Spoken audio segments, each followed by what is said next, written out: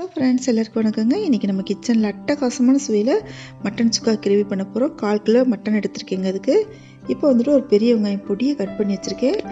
ஒரு அரை தக்காளி கட் பண்ணி வச்சுருக்கேங்க. கொஞ்சமாக புதினா தலை எடுத்திருக்கேன். ஒரு அரை ஸ்பூன் சோம்பு, 3 ஏலக்காய், 3 கிராம்பு, ஒரு ஸ்டார் சோம்பு, ஒரு இலை எடுத்திருக்கேங்க. இப்போ ஒரு குக்கர் அடுப்பில் வச்சுட்டு நல்லெண்ணெய் சேர்த்துக்கலாம். இது வரைக்கும் நம்ம சேனல் நீங்கள் சப்ஸ்கிரைப் பண்ணலைன்னா சப்ஸ்கிரைப் பண்ணிக்கோங்க. பெல் ஐக்கானை கிளிக் பண்ணிக்கோங்க. இப்போ நம்ம தாளிக்கிறதுக்கு எடுத்து வச்ச இந்த சோம்பு, ஸ்டார் சோம்பு, ஏலக்காய், கிராம்பு, அப்புறம் இலை, இது எல்லாமே தாளிக்க போட்டாச்சு. இது நல்லா செவந்து வந்த பின்னாடி வெங்காயம் சேர்த்துக்கலாம். இப்போ வந்துட்டு அரை தக்காளி சேர்த்துக்கலாங்க. நான் வந்துட்டு பெரிய வெங்காயம் சேர்த்துருக்கேன். சின்ன வெங்காயம் இருந்தாலும் சேர்த்துக்கோங்க, டேஸ்ட்டு ரொம்பவே சூப்பராக இருக்கும். இப்போ உப்பு சேர்த்துக்கலாம்.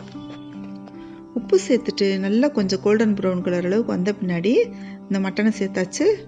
இந்த மட்டனையுமே வந்துட்டு தண்ணி விடக்கூடாதுங்க, நல்லா சுருளு சுருளு கிளறிக்கங்க. இப்போ பாருங்கள், இந்த கலருக்கு வந்துடுச்சு. தண்ணி விடலை நம்ம. நல்லா அது வந்துட்டு ஈரப்பதம்லாம் போக சுருண்டு வதக்கணுங்க, அப்போ தான் அது டேஸ்ட் நல்லாயிருக்கும். இப்போ அரை ஸ்பூன் மஞ்சள் தூள் சேர்த்துக்கலாம்.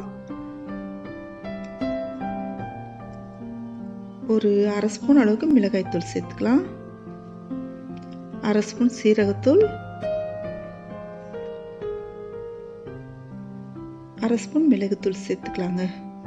சேர்த்துட்டு நல்லா கலந்து விட்டுக்கலாங்க. இப்போ பாருங்கள், இந்த மாதிரி சுருண்டு வந்துருச்சு. இந்த டைமில் ஒரு அரை ஸ்பூன் இஞ்சி பூண்டு விழுது சேர்த்துக்கலாம்.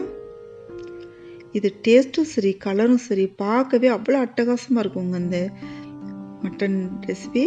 இப்போ நல்லா கலந்து விட்டுட்டு இப்போ புதினா தலை சேர்த்துக்கலாம். புதினா தலையும் சேர்த்துட்டு நல்லா கலந்து விட்டுக்கலாங்க. இப்போ அரை ஸ்பூன் கரம் மசாலா தூள் சேர்த்துக்கலாம். சேர்த்துட்டு நல்லா கலந்து விட்டுக்கலாம் இந்த மட்டன் எல்லாத்தையுமே. இப்போ கொஞ்சமாக தண்ணி சேர்த்துக்கலாம்.